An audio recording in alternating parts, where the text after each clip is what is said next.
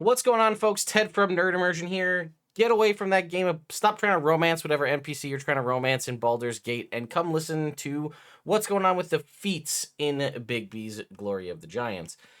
It officially came out, I think, yesterday, but I already started coverage before I left for Gen Con.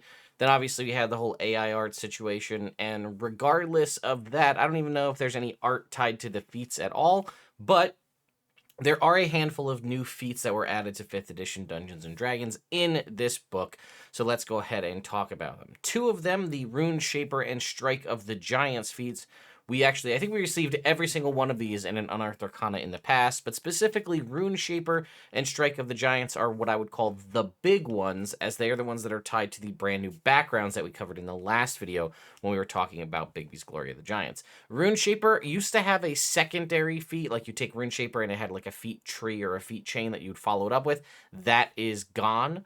And we just have Strike of the Giants and then its subsequent feats, which are cool, but I would have liked to have seen a follow-up for the more rune castery types. So let's go ahead and dive in. Subscribe to the channel if you haven't already. All right, Rune Shaper. This requires either the spellcasting feature or the Rune Carver background that I mentioned earlier. So first of all, you learn Comprehend Languages. You can cast this spell without a slot. You must finish a long rest before you do it, but if you have spell slots, you can use them to cast it. I just have to commend the adjustment into the way Wizards of the Coast words all of these. I very much enjoy the fact that you can cast it once for free, but if you have spell slots, this is essentially just added to the pool of spells you can pull from. And then you get Rune Magic, which is the main crux of this feat. You know a number of runes equal to half your proficiency bonus rounded down. So at the highest level, without any kinds of weird magic items or homebrew stuff, that'll likely be 3, would be the highest number of runes you'd ever have when your proficiency bonus hits 6. Chosen from the rune spells table below. Whenever you finish a long rest, you can inscribe each rune you know onto a non-magical weapon, armor, piece of clothing, or object. You temporarily learn this first level spell that corresponds to the runes you inscribed, as specified on the table. Again, we'll get to that. You know these spells until you finish a long rest when the runes fade. While you are wearing or carrying any rune-marked object, you can cast the spell associated with those runes using any spell slots that you have. You can also invoke a rune inscribed on an object you are wearing or carrying and cast its associated spell without expending a spell slot or using material components. Once you cast the spell in this way, you can't do so again until you finish a long rest. Your spellcasting ability modifier is Intelligence, Wisdom, or Charisma. You choose when you pick the feat. And each time you gain a level, you can replace one of the runes you know with a different one. A couple things to take away from this. While you are wearing or carrying any rune-marked object, you can cast the spells associated with those runes. So if you have slots, spell slots of any kind, and you have this something inscribed, again, you could do possibly up to maximum of 3 when your proficiency bonus hits 6. You can just know those spells. You can also invoke a rune that's inscribed on an object you're wearing and cast it without using a spell slot. It does say, what's interesting is it says once you do this, you can't do it until you finish a long rest. So again, potentially if you have a proficiency bonus of 6, you have 3 free casts of these spells, as well as being able to use any slots you have to cast them. It also it doesn't state that when you invoke the rune and use its ability, it doesn't remove the rune. So you would still be able to use it for the purposes of casting those spells with spell slots throughout the day. And then here are your runes right here. All right, a smaller list than we used to have, but we have Fog Cloud, Inflict Wounds, Chromatic Orb, Disguise Self, Burning Hands, Speak with Animals, Armor of Agathis, Goodberry, Longstrider, Command, Entangle, Sanctuary, and Thunderwave. Some of these I think are definitely standouts over others. A lot of them could be situational at best. I think one of the ways to look at it is if you came at this where you didn't have any spell slots and you just had it from the background, what would be 3 spells that would fit? Specifically, if you're not somebody that's heavily focused in Intelligence, Wisdom, or Charisma, you're not going to have a particularly high spell save on these, but thankfully a lot of them don't require that, right? Disguise Self just kind of works. Speak with Animals, Armor of Agathis, Goodberry, these spells all just kind of work. There's no DC to hit for the enemies to get to, and there's no number you're rolling and adding to it. Same thing with, I think, Longstrider as well. So, again, consider this depending on what kind of, if you are a spellcaster and taking this, consider what spells aren't on your spell list. Perhaps this is an opportunity for you to get some more elemental damage type things, something like a Burning Hands or an Inflict Wounds, maybe a Thunder Wave. Or perhaps, if you're a cleric, unless you're a Tempest cleric, you won't have access to something like Thunder Wave, which now you would. Again, Armor of Agathis is even better if you can cast it with higher slots because of the added temporary hit points, which is a nice thing to have. So it's good feat, but it's not for me, personally. Then we have Strike of the Giants, which requires either a martial weapon proficiency or the Giant Foundling background. This one is much easier to take. Giant Foundling is obviously, again, the background, but a lot of classes get martial weapon proficiency. So it says you basically choose a giant type. When you take this feat, choose one of them once per turn. When you hit a target with a melee weapon attack or a ranged weapon attack using a thrown weapon, you can imbue the attack with an additional effect based on the benefit you choose. And the saving throw, you can do this proficiency bonus times per long rest. So you choose one, and then you can use it. So Cloud Strike is take an extra the enemy takes an extra D4 thunder damage. It's also when you hit a target, so you can't whiff and misuse this ability. It's only on a hit, which because it's on a hit means you could save the ability to use this for when you crit, therefore guaranteeing the double damage dice. So Cloud Strike, again, an extra D4 thunder damage. And if the target's a creature, they must make a Wisdom saving throw or you become invisible until the start of your next turn or until immediately after you attack. Make an attack roll or cast a spell. Again, a lot of great synergy here with people that want to sneak away, get no opportunity attacks, or a rogue to self-set up some advantage for sneak attack. Fire Strike's just a flat-out D10 fire damage. Frost Strike is a D6 cold damage. And a Constitution saving throw or have their speed dropped to 0, which is pretty nice. Hill Strike is a d6 of the weapon's damage type and a strength save or be knocked prone. Again, notice that there is no size category limit to that prone. That could be any size creature. Let's see. Stone Strike's a d6 force damage, and if they must make a strength saving throw or be pushed back 10 feet from you in a straight line, again, no saving throw. And then Storm Strike, lastly, is d6 lightning damage. Must succeed on a con save or have disadvantage on attack rolls until the start of your next turn. The save is based on your strength or constitution modifier. It doesn't say you choose, so either one, I guess, whichever's higher. And that's that. Then at level 4 and beyond, you have access to a certain elemental version, kind of a follow-up of each of these. And it says it requires you to have the 4th level feature and then a Strike of the Giants, whichever one here. So, right, you could take... If you took Strike of the Giants, Fire Strike, then you would be eligible for Ember of the Fire Giant. Now, the only thing I didn't see, it says when you take this feat. I didn't see anywhere in here it's stating you could take this feat multiple times. I believe that's the intention, is that you can take this feat multiple times. But typically every feat in any of the things we've received so far from any official content tells you if it can be taken multiple times. The assumption for most of them is that they can't be unless you're told otherwise. I think that's the intention, but either way. So Ember of the Fire Giant. Increase your strength, constitution, or wisdom score by 1 to a maximum of 20. Born of Flame, you have resistance to fire damage, one of the most common damage types in the game.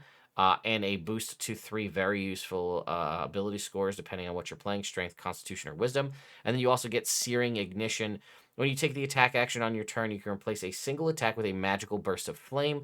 Each creature of your choice in a 15-foot radius sphere centered on you must make a dexterity saving throw. And then on a failed save, they take damage equal to a d8 plus your proficiency bonus and are blinded until the start of your next turn. On a successful save, they take half, and they are not blinded. You can use Searing Ignition a number of times equal to your proficiency bonus, but no more than once per turn per long rest. Now, again, this is really nice because you're going to get, 1, the ability score increase, which is huge. Remember, you're also more than likely taking Strike of the Giants at level 1, either as something like a variant human or a background, something like that. So you already have this, and the first time you're able to get an ability score increase, it could be one of these half ones that gives you something nice.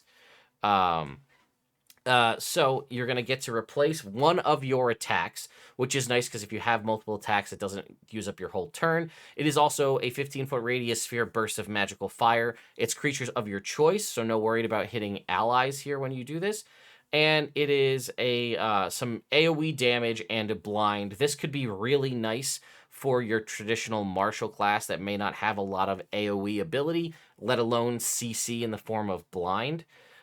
This is really nice, and again, it comes with fire resistance.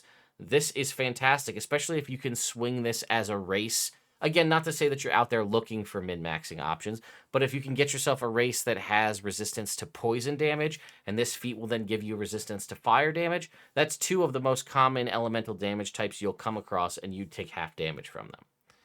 Following up with that, we have Fury of the Frost Giant. This one is very similar in a lot of ways to the one we just talked about. Strength, Wisdom, or Charisma by 1, resistance to cold damage in this instance. And then immediately after a creature you can see within 30 feet of you hits you with an attack roll and deals damage, you can use your reaction to retaliate with a Conjured Blast of Ice. They must make a Constitution saving throw. On a failure, they take cold damage equal to a d8 plus your proficiency bonus, and their speed is dropped to 0. You can use this reaction proficiency bonus times per long rest. Again, this is phenomenal. Anything, reactions for the most part, unless you're a spellcaster with things like Counterspell, are more than likely reserved for things like opportunity attacks. So if you have any kind of reliable use of a reaction, anything, that's very powerful. So this is nice to see. It's a 30 foot, so even if people hit you at a distance, it is with an attack roll. So it won't work on things like AoE, like if you get hit with a fireball, you can't use this. However, it doesn't specify weapon or spell, so this could be an arrow, this could be an Eldritch Blast. As long as an attack roll is involved and you're hit by it, you can do your reaction ice damage back and drop their speed to 0. This could be huge if they're trying to escape and taking pot shots as they're running away, and they hit you with this. As long as they're within 30 feet and you get them to fail that con save, you just locked them in place and prevented that escape. That's pretty cool. And again, resistance to cold damage, another very common damage type in the game. All right, next up we have Cloud Giant here, Guile of the Cloud Giant. Increase your strength, con, or charisma this time by 1. No resistance, but you get Cloudy Escape. When a creature you can see hits you with an attack roll, you can use your reaction to give yourself resistance to that attack's damage. You then teleport to an unoccupied space you can see within 30 feet of yourself. You can use this reaction a number of times equal to your proficiency bonus. This is also another very powerful reactionary use ability. Not only does it cause you to, when you're hit with an attack roll, again, could be ranged. It's when a creature you can see hits you. So this could be, if they're 500 feet away shooting you with a ballista, in theory, if you could see that, you could reduce the damage by half and teleport away. So this isn't just them, somebody in your face, although it does have the benefit of somebody gets up and hits you in the face.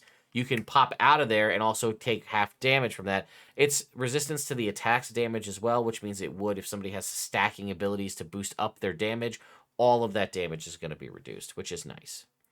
Next up, we have Keenness of the Stone Giant.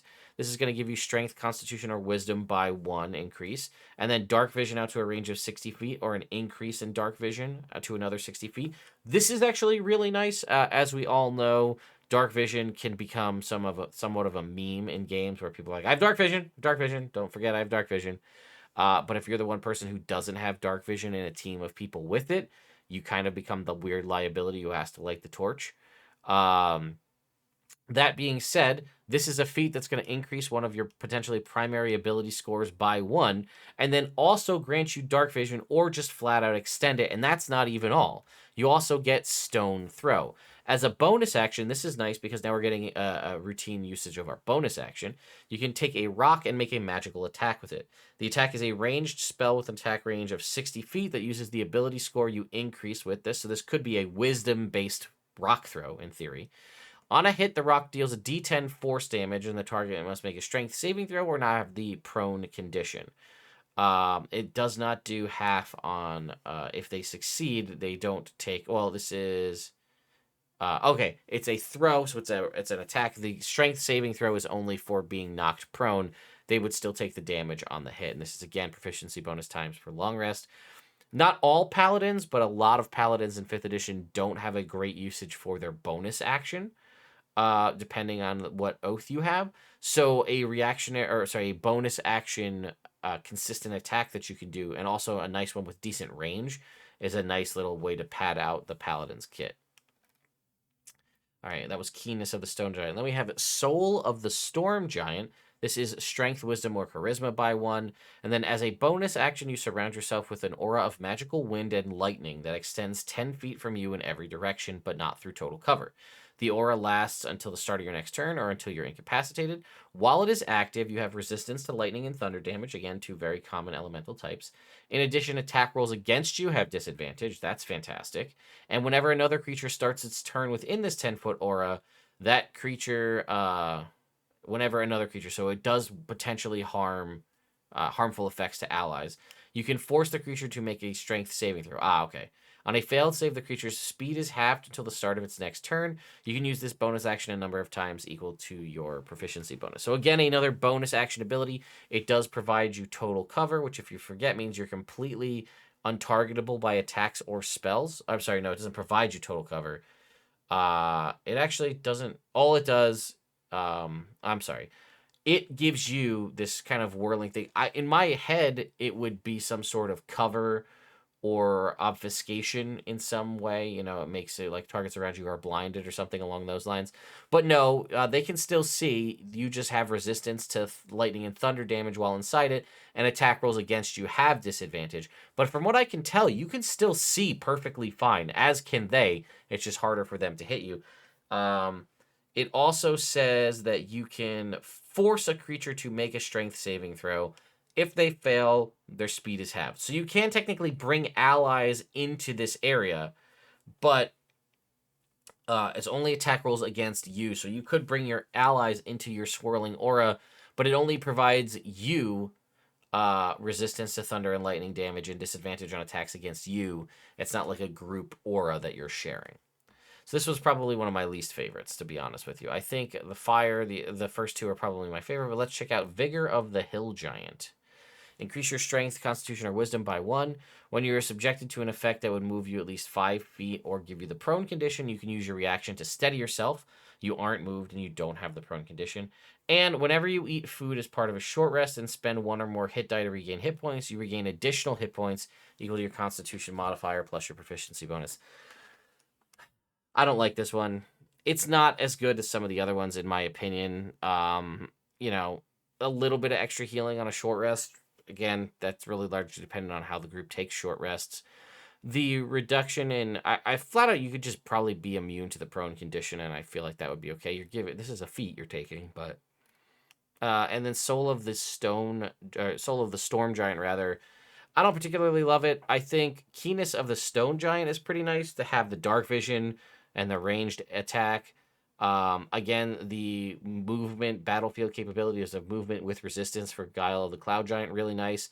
And then I also think Ember of the Fire Giant and Fury of the Frost Giant are both good because they flat out just provide you always on resistances. Some of those other ones do provide you resistance, but it's only when you activate their active ability. Whereas, again, the Frost Giant and Fire Giant ones, the resistance is a constant on thing, and then you still have an ability on top of that. But I'm curious what you all think. Let me know your thoughts and opinions in the comments down below. Next video, we'll go through all of the magic items. We might break it up because there are a fair few artifacts in this book, so we might pull the artifacts out to just talk about the other magic items because artifacts usually take a little while to get through. So anyway, thank you all so much for watching, and I'll see you next time.